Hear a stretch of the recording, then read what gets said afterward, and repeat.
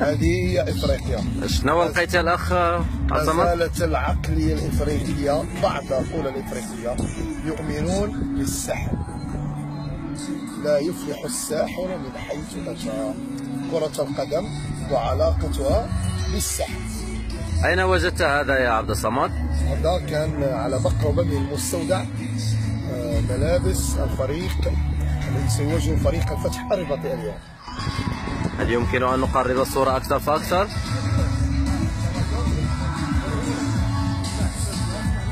للأسف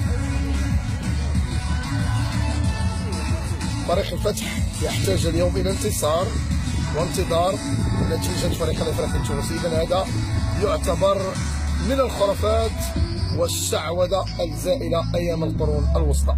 استودعكم الله.